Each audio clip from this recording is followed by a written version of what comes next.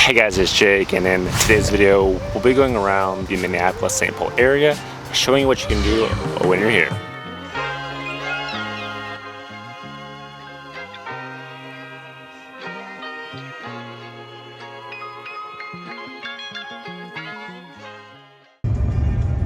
The first stop is a place called Nightingale.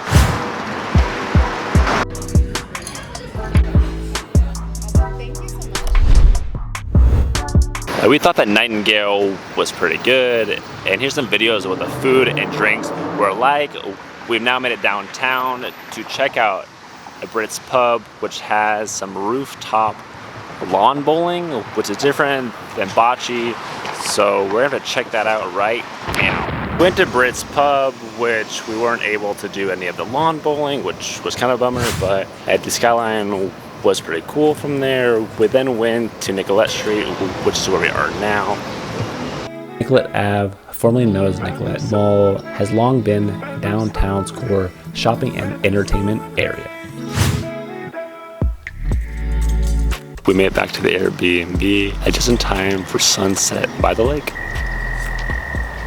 One of the things which is also really cool about where we're staying is the houses are pretty sweet, and they have nothing like this where we live.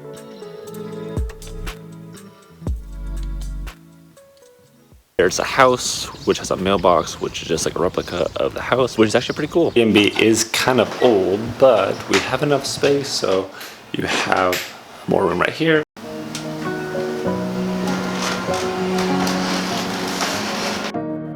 Right around the corner from the Airbnb was Lake of the Isles, which is great for walking in the mornings and nights. So it is the start of what could be a rainy day, but we'll figure out what we can get into. But the first stop is going to be to grab some coffee, then maybe walk by the lake, and then check out the sculpture garden if we can. First step in going to grab coffee is to hop into the rental car.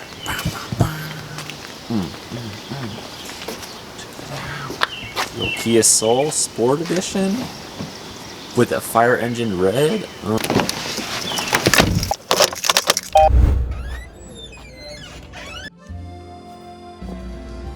We made it to Cafe Ceres. I'm not sure if that's how you pronounce it, but the pastries were really good and the coffee was great as well, so I would highly recommend that, but we'll need to check out other places to compare. We did also encounter a little bit of rain, which is something that made us come back to the Airbnb, but that should go away here soon, so then we can head back out. What's cool about being so close to the lake is that we have exposure to things that we're not really used to, whether that be a herd of ducklings, is that what you call it, or even like a beaver, which I don't think I've ever seen a beaver before.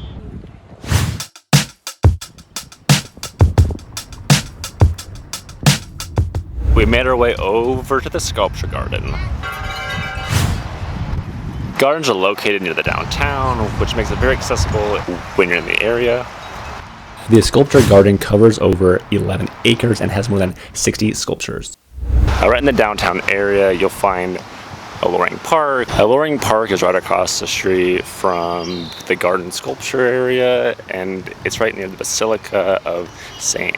Mary. Loring Park, which is one of many parks, which also has a body of water, which there's a lot of body of waters here, but you can enjoy this area as well. Rumor is, and this is America's first basilica, and the only reason I know that is because it says so on the sign over there, but apparently it's really pretty in there, but we came on a Sunday and they may be in the middle of mass, and I don't really want to go in there to just take videos, so here's some pictures that I found when looking online. Next stop on the list is we're gonna check out Pizzeria Lolo, which was created by Ann Kim, who was a James Beard Award winner, and if that means nothing to you, that is an award which is presented to people within the United States to be recognized for the culinary expertise. But she's a pizza place which has a little bit of a Korean flair apparently, so we're gonna check that out, and then later on in the trip we're gonna check out her sister restaurant, which is Young Yoni's, but that will come later. We're leaving the cool, got rental car behind and heading over to Constantine. When going to Constantine, I thought it was a cool look and a cool vibe. Like, I would enjoy to hang out there, but I didn't think the drink menu was anything special. I thought that it was not what I was looking for.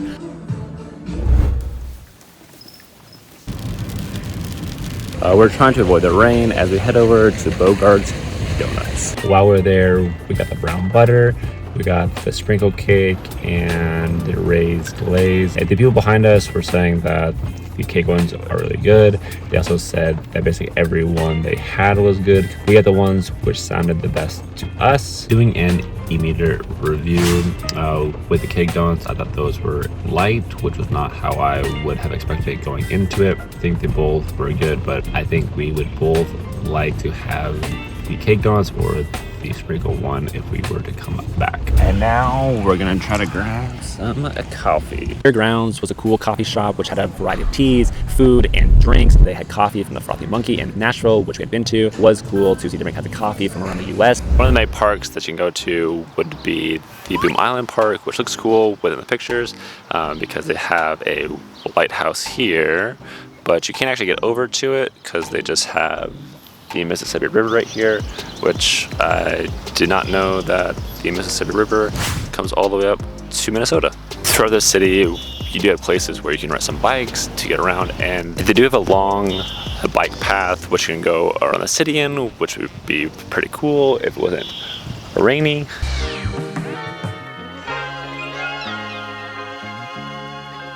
We're not 5 minutes away from where we were, and we're at Stone Arch Bridge. Stone Arch Bridge was built in 1881 and is a railroad bridge, but is now popular for walks, bikes, and runs.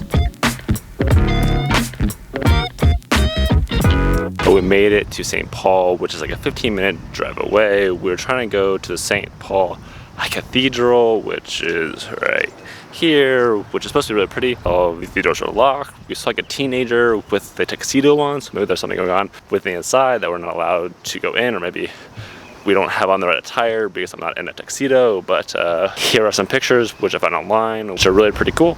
But we were right here at the St. Paul Church, and now this is the Capitol.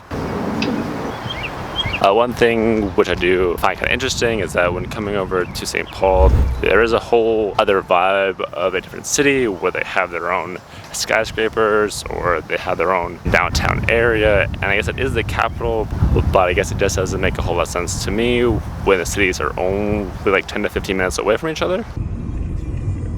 We're here. First impressions, and we haven't even got in. It's kind of crazy that they have like a hotel attached. You also have like valet parking for just a mall, which just seems kind of bizarre to me. The Mall of America first opened in 1992 and is the largest mall in the United States and the largest in the Western Hemisphere, but only the 11th largest shopping mall in the world. The mall covers 5,600,000 square feet, which is basically the size of 9 Yankee stadiums. There are more than 500 stores that cover 4 levels, and not to mention that theme park. I made it to Minnehaha Falls, and that's not a fake name, that's real.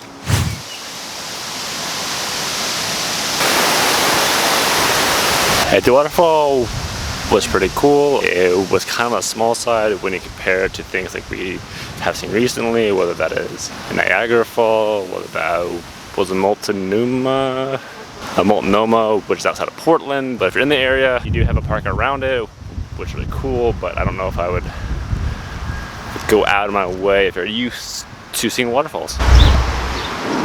We made it to Namaste, which is a vegan Indian restaurant. One of the things we're trying is these potatoes, which are award-winning.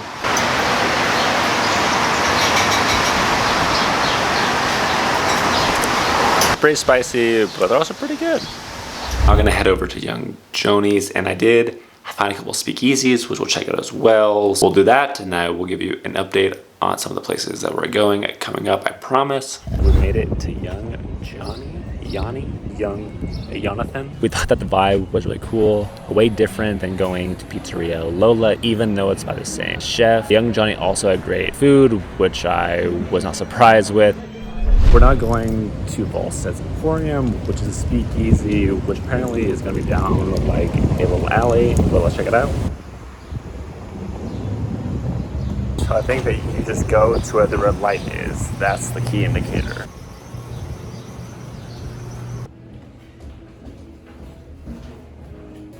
Bisected Emporium was a cool speakeasy bar, which is located off of Lake Street. But looking at the pictures online, I thought it was actually going to be kind of cheesy, but once you got in there, I thought that it had a really cool vibe.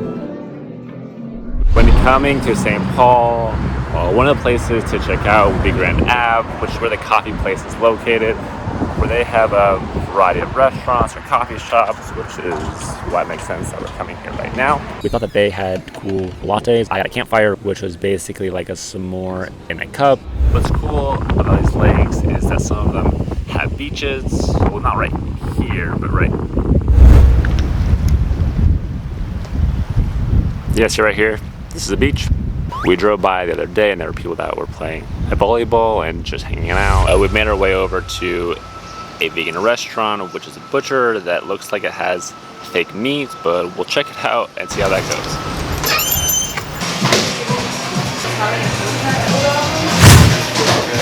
So I'm not usually a huge fan of vegan food. I just don't really like it that much. I think that when I'm in the mood for meat, I like to have just the normal meat. But I thought this was a creative option. I'm going to try it now. Kind of crazy to me that this is vegan, but they try to make it look as if it's real meat.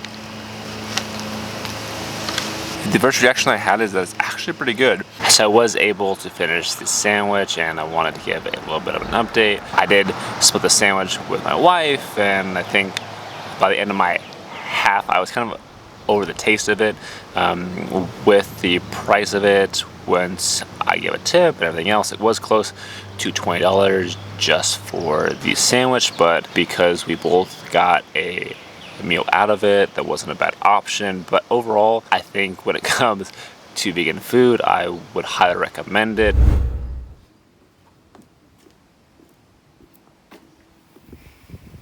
With a lot of the neighborhoods, you'll have little shopping centers which are nearby, and for us, we have a place called Spy House Coffee, which has multiple locations around the city. So we're going to walk over to one of them right now, and then we're gonna head over to Aisles and Buns, which is known to have good cinnamon buns. So we're gonna check that out right before we leave. And I need to catch you guys up on some of the restaurant reviews, as I know that I've been taking the videos but not actually going over what they were like, or to just talk to you about which were the good ones, while giving you the top 5 places that I would recommend that you have to go when coming to Minneapolis. Pizzeria Lolo was pretty unique and was a place that I would definitely check out again. One of the things that I really liked was I typically like the Neapolitan style pizzas, but their crust was sturdy enough. Typically with the Neapolitan style pizzas, the crust can become kind of soggy or flimsy, and no one likes that. So we went to Namaste Cafe, which says that it is a vegan Indian food place. We both thought that the food was really good and would be a place that I would recommend if you like that kind of food, but we did get a level 3 spicy, and we did think that that was kind of hot or was more of a slow burn than what we would have wanted. But that's user error and not the restaurant's fault. Going to Young Johnny or Yanni do have a back bar speakeasy, which wasn't open on the day that we were there, which was kind of a bummer because the drinks that they had were great. But if I only had to pick a couple restaurants to go back to, then those would be Cafe Ceres, Pizzeria Lola, Young Johnny, Namaste Cafe, and just for the experience of it all, the Herbivorous Butcher. Thanks for watching, and I hope you guys have a better idea of what to do when you're coming to Minneapolis. And if you want to help me grow this channel, then tap that like button. And if you want to be around for the post my next video, do not forget to subscribe. But I will see you guys next time.